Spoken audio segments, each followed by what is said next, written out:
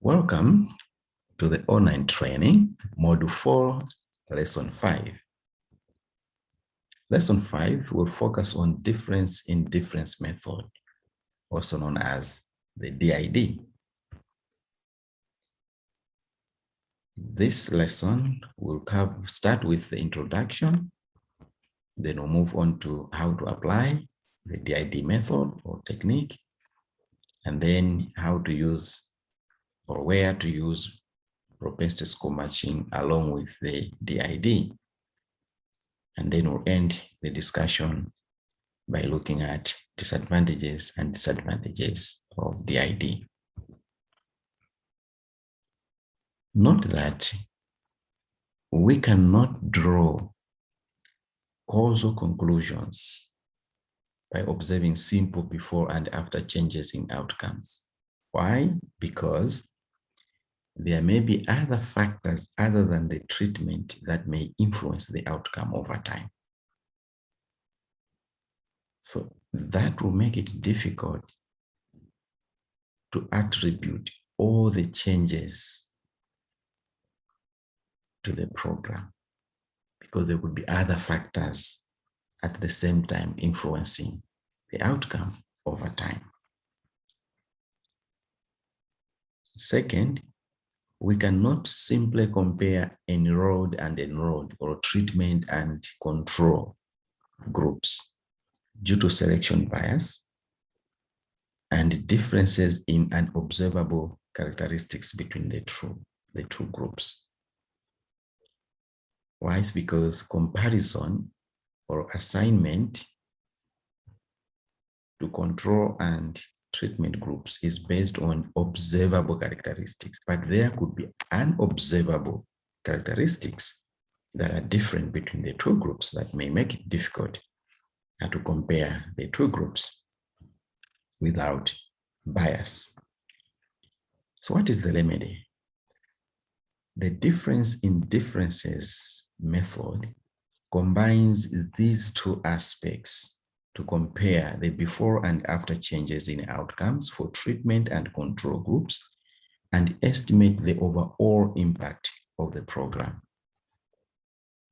This can be done in two ways. First, single difference impact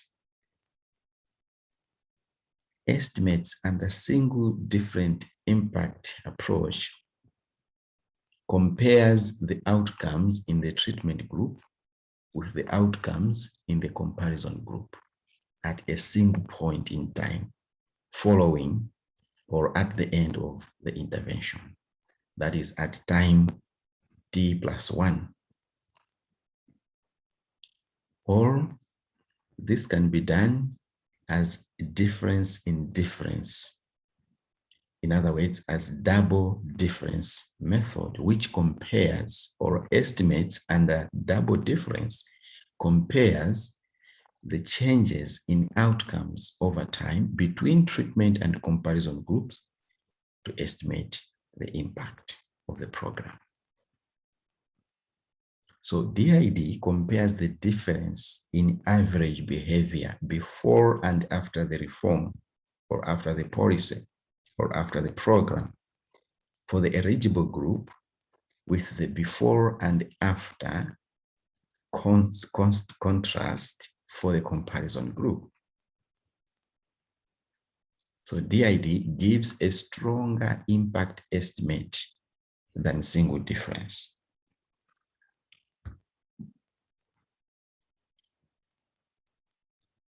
DID method removes the difference in the outcome between treatment and comparison groups at the baseline. For example, after an initial baseline survey of both non-participants and participants, a follow-up survey can be conducted for both groups after the intervention. So we can compare the situation at baseline and the situation after the program intervention. So this method is best used in conjunction with other matching methods such as propensity score matching technique, which we'll look at later in the discussion. So DID compared with propensity score matching assumes that an observed characteristics or heterogeneity in participation is present, but that such factors are time invariant. In other words, such unobserved characteristics do not change over time. They remain constant. They remain the same. So DID recognizes them, but assumes that they are invariant. They don't vary over time. So with data on program and control observations before and after the program intervention, the fixed component can be differenced out, can be removed or ironed out. Example, given two-period setting where t is equal to 0, that is before the program, and t is equal to 1, that is after program implementation. Let y superscript t and y subscript t and superscript c be respective outcomes for a program beneficiary and untreated units in time t. The DID method will estimate the average program impact as follows. So DID will be equal to the expected difference, that is y1 t minus y0 t, given that t is equal to 1, which is program participation, minus expected value of y1c minus y0c, which is where t1 is equal to 0, that is control group or non-participation, where T1 denotes treatment or the presence of the program at T1, whereas T1 is equal to 0 denotes untreated areas or units. So what does this model tell us? It just tells us that DID is the difference. First, we're looking at the difference of the participant or the treatment unit before and after the program, minus the difference or the value of the non-participant before and after the program. That should give us the overall program impact. So the DID estimate can also be calculated within regression analysis framework. So in particular, estimating the equation would be specified as follows, where YIT is equal to A plus beta TI1 at T plus rho TI1 plus gamma T plus error EIT. So in this equation, the coefficient beta on the interaction between the post-program treatment variance TI1 and the time t is equal to 1 all the way to t gives the average DID effect of the program. So the coefficient beta gives us the DID or difference in difference effect of the program. In addition to this interaction term, the variable TI1 and T are included separately to pick up separate mean effects of time, as well as the effect of being targeted versus not being targeted. Again, as long as data on 4 different groups are available to compare, panel data are not necessary to implement the DID approach. For example, the T subscript normally associated with time can be reinterpreted as particular as a particular geographical area, K is equal to 1 through to K. So basically here, the key point is that it's not always necessary to use panel data, but the other data as well can be used, but some minor changes will have to be made or reinterpreted.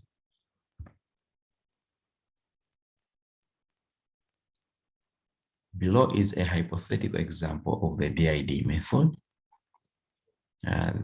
This was taken from a report of the UNICEF.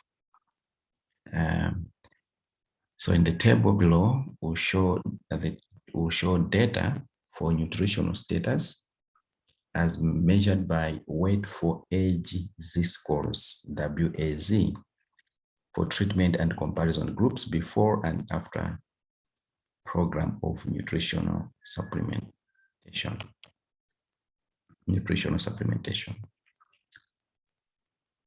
So this table gives us the baseline and end line z-scores, weight for age z-scores for both treatment group and the comparison group, and the difference. So the first row gives us the treatment IYI. The score at baseline was minus 0.66, and the score at the end line was minus 0.58. Now, if we subtract the two, the change is positive 0.18. The third row looks at the comparison group Y0 or Y0. The z-score at baseline was minus 0.62. And at the end of the program implementation or end line, the z-score was minus 0.48.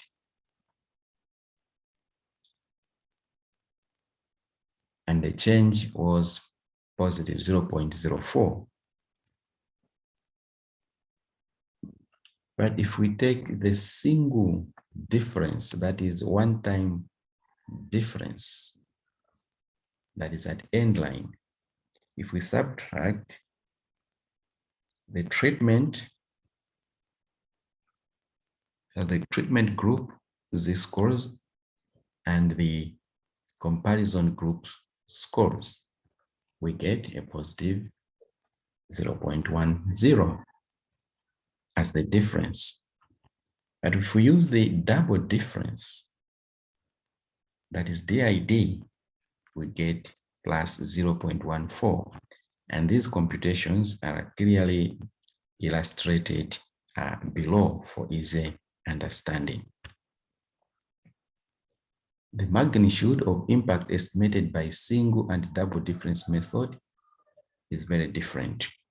For the single difference estimate is difference in weight for age z-scores between treatment and comparison groups following the intervention, i.e. at time t is equal to 1. So for single difference, the estimates are derived as follows: minus 0.48 minus 0.58, which will give us positive 0.110 as the net effect.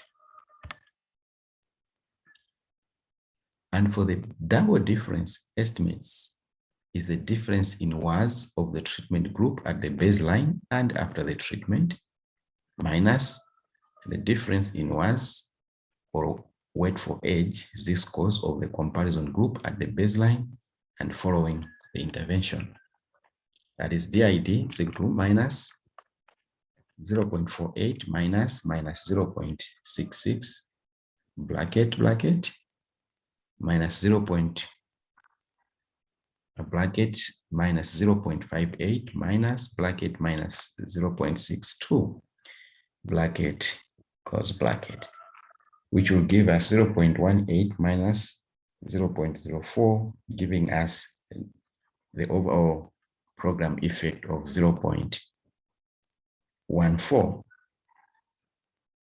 Note that under single difference, we got 0.10.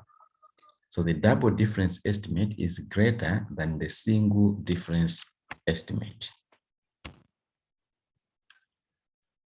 Now let's look at propensity score matching technique used along with the DID method. So applying propensity score matching could help match treatment units with observationally similar control units before estimating the DID.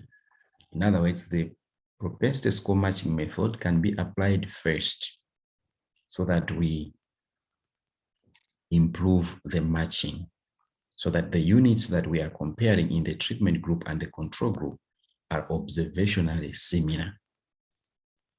Then thereafter, we can apply the DID, which estimates the program effect before and after program treatment. Specifically, one would run propensity score matching on the base year and then conduct DID on the units that remain in the common support. Studies show that weighting the control observations according to their propensity score yields fully efficient estimators. Since effective propensity score matching depends on a rich baseline, during initial data collection, careful attention should be given to characteristics that determine participation. And that is important for evaluators to pay attention to those characteristics that go into the participation model that determine participation in the program when determining propensity scores. Advantages and disadvantages of the DID method. The advantage of DID is that it relaxes the assumption of conditional exogeneity on selection only, or selection only on observed characteristics. So why, as we said in the introduction, that DID recognizes that there could be other factors that are not observed and observed characteristics that could be at play, but that such characteristics do not change. They are time invariant over time. Number two, it also provides a tractable, intuitive way to account for selection or unobserved characteristics. However, a drawback of DID is that it is based on the assumption that indicators of interest follow the same trajectory over time. They do not vary, they don't change. They are time invariant in treatment and comparison groups. Now, this assumption is also known as the parallel trends assumption. Now, where this assumption is correct, program impact estimates made using this method would be unbiased. But if there are differences between the groups that change over time, then the method will not help to eliminate these differences. For example, in the example of children nutrition that we saw earlier, if comparison districts or states experienced some changes that affect nutrition status of children following the start of the free food scheme in other states or districts, then the use of DID alone would not provide an accurate assessment of the impact. So if, for example, the nutrition program was conducted in one district and a control group was taken in another district or a next neighboring district where the program was not involved. But if there were other programs that were implemented in those districts which enhanced or improved family incomes such that the ability to provide for their children better nutrition improved, then the DID alone would not provide accurate assessment of the impact. So such changes might occur, for example, because of development programs that raise the income levels of residents or households in those districts or states, meaning that they can now afford to give their children a more nutritious diet even without the program intervention or along with the program intervention. So though the real effect of the program may not be easy to isolate. Thank you for your attention.